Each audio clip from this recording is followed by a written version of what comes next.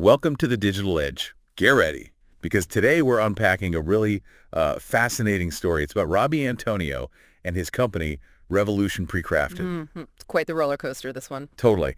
We got a great mix of sources, articles from places like Commercial Observer, The Ken, Philstar, Tatler, MH Pro News. And that engineering journal study, plus insights from NAIOP and even a CNBC clip. Lots to dig into. Exactly. So our mission today is really to understand that initial huge ambition behind Revolution Precrafted. And then what happened? The significant hurdles it ran into trying to change how we build things. Let's start with a vision then. Back in 2015, launching from Manila, Robbie Antonio had this, revolutionary idea, right? Absolutely. He wanted to use prefabricated structures, homes, hotels, pop-ups, but make them high-end. Think designer pieces, but factory-made. And not just local. He was thinking global from the start. Right. He was very careful with the language, using crafted instead of just prefab to highlight that design focus. Smart branding. And the partnerships were key, weren't they? Oh, definitely. He brought in huge names. Pritzker Prize-winning architects Jean Nouvel, Christian de Portzamparc. Wow. And designers, too, like Lenny Kravitz, Helena Christensen. It was about making that top-tier design accessible. So the core idea was like democratizing luxury design through efficient manufacturing.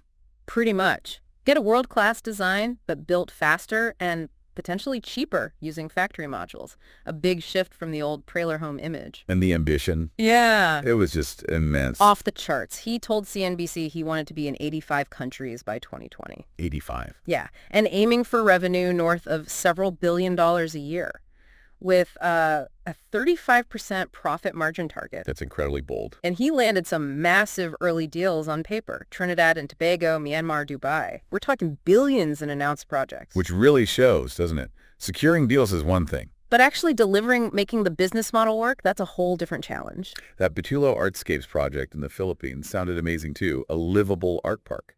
A huge project with Revolution Precrafted as a central partner. All this buzz pushed them to unicorn status. Over $1 billion valuation. Crazy fast. And he was set to talk at tech conferences about disrupting housing. The hype was real. What about the business model itself? You mentioned asset light.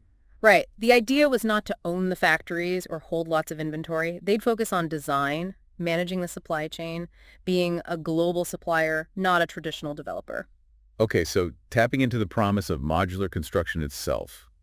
That engineering study had some interesting numbers. It did. It pointed to potential cost savings around 22% on average and timelines cut by maybe 35% compared to traditional building. That's significant. And potentially even more savings if you integrate things like BIM building information modeling and lean manufacturing practices. BIM helps with precision, right? Less waste. Exactly. Better planning, precise pre-cutting in the factory.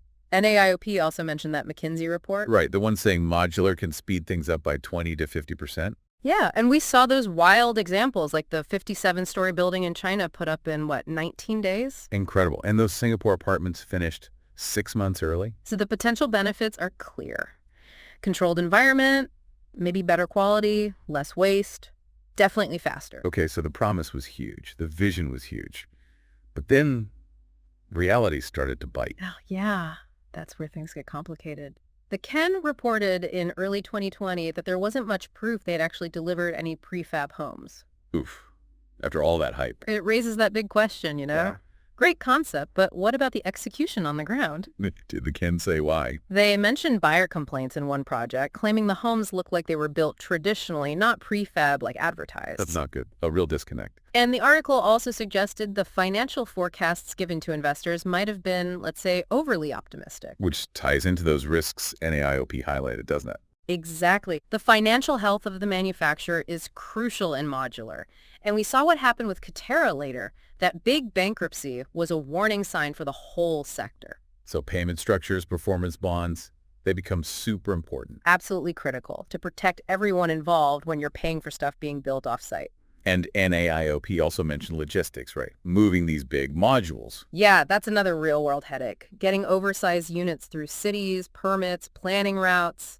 It's complex and costly. Then things seemed to escalate. What happened in 2021? Right. Philstar reported Robbie Antonio resigned from Century Properties Group. This was amid growing noise about unpaid contracts at Revolution Precrafted. Did he say why things went wrong? He pointed to COVID-19 hitting sales, collections, operations. The pandemic caused huge disruption everywhere, of course. True, but were there other issues? Well, Philstar also reported the National Bureau of Investigation in the Philippines was looking into complaints from contractors and suppliers. What kind of complaints? Allegations that they were promised payments tied to contracts, but then projects stalled, apparently due to issues getting permits. So not just pandemic disruption. It seems more complex. MH Pro News picked up on this too, questioning if the initial success story was maybe smoke and mirrors. Strong words. They pointed to reports of investigations into alleged fraud and even raised questions about how positive the early media coverage had been. Right, and they mentioned Google warnings on the website. That's unusual. Yeah, it all painted a picture of significant trouble brewing. Antonio stepping down from Century Properties seemed like a move to focus on fixing things at Revolution. Did the company say anything officially? Revolution Precrafted stated they were committed to honoring legitimate contracts, which, acknowledges there were issues to resolve. So it's a stark contrast, isn't it? This incredible disruptive vision. Hitting some very hard, practical realities. Execution is everything, especially when you're trying to change a massive, established industry like construction. You see the ambition, the potential of Modular, the star designers. Yeah. But then the logistical challenges, the financial risks, the absolute need to deliver flawlessly. It really highlights the gap that can exist between a brilliant idea and making it work at scale. This whole story really makes you think about rapid growth, innovation hype, and the need to look past the shiny surface, doesn't it? Assess the nuts and bolts. Absolutely.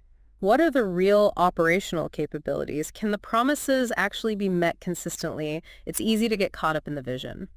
So what's the big takeaway for you watching this unfold? For me, it underlines how crucial execution and stakeholder trust are. Innovation is exciting, vital even, but without operational integrity and managing expectations, well, it can stumble, no matter how brilliant the initial concept. Definitely food for thought as we watch industries keep evolving. And that's all the time we have for today here on The Digital Edge. Thanks so much for walking us through this complex story. My pleasure. It was fascinating to revisit. We'll catch you next time right here on The Digital Edge.